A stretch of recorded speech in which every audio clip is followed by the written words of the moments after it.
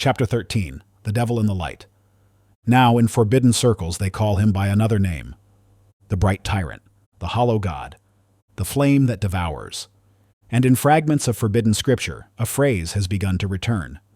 Lucifer, son of the morning, how you have fallen. Some believe he never fell. Others believe he never rose. But in the farthest reaches of the moons, in old code, scrawled by a child's hand, the last words of Archangiro still echo, "Beware the light that burns too bright, for even gods cast shadows." Chapter 14. The Oracle of Ashes, the Rise of Elian Vos and the Fracture of the Flame.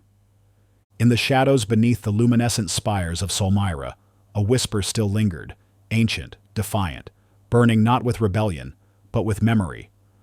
From these whispers rose two martyrs, Elian Vos, son of the slain Elian Vos, and Rhain Caldus, forged in the data rubble of old Europe.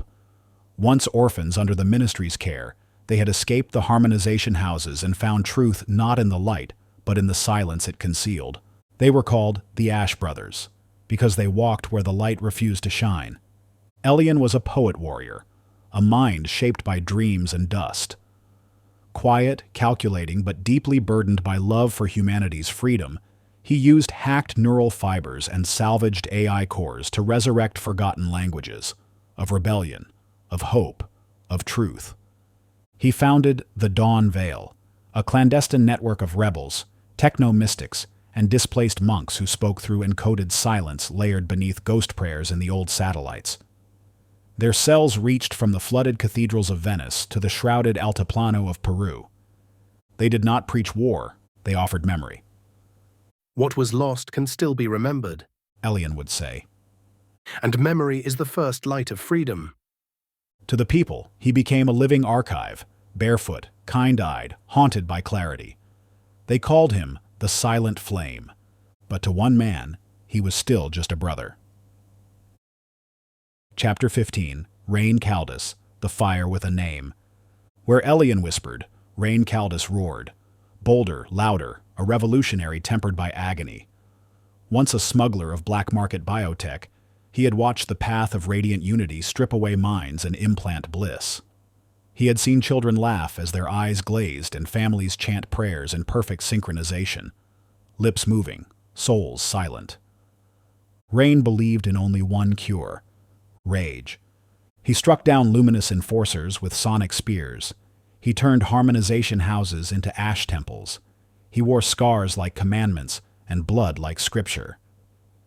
Together, the Ash Brothers were unstoppable, Elian's mercy softening Rhain's fire, Rhain's fury protecting Elian's light.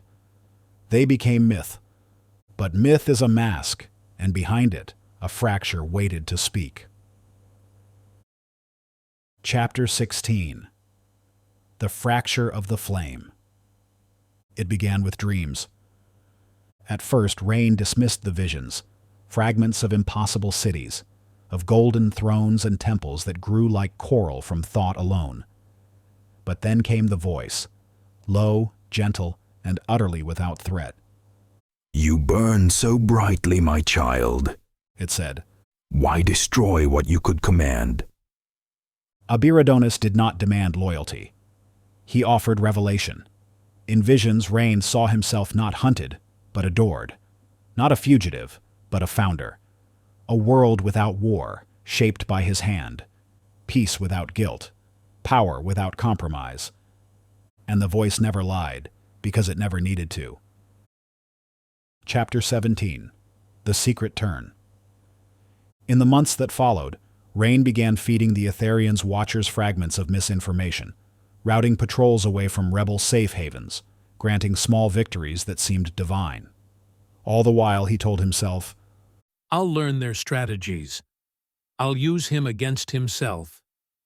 But the more he lingered near Abiradonis' shadow, the more that shadow felt like his own. Rhain didn't fall, he drifted. Chapter 18. The Betrayal Beneath the Stars. The final blow came in the ruins of old Istanbul, where Elian had prepared the signal of remembrance, a broadcast encoded in ancient star maps and forgotten biblical harmonics. If triggered, it would awaken every dormant node of resistance across the planet, if only for one moment of clarity. Rhain stood beside him as it was activated, smiling. Elian never saw the silent ping he sent to the choir's orbital gate. Abiradonis did not come with violence, he came with silence.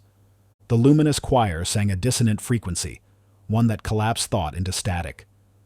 Neural systems blinked. Rebels wept or fell catatonic, caught between memory and dream. Elian turned and saw Rhain. Not as he had known him, but draped in silver sinew, standing beside the Bright Tyrant. I saw the dawn in you. Elian whispered, tears tracking through ash. And I saw the dark in myself. Rhain answered, trembling. Elian was taken to the spire of Radi, the oldest monolith of harmonization, where voices are erased not with force, but with light.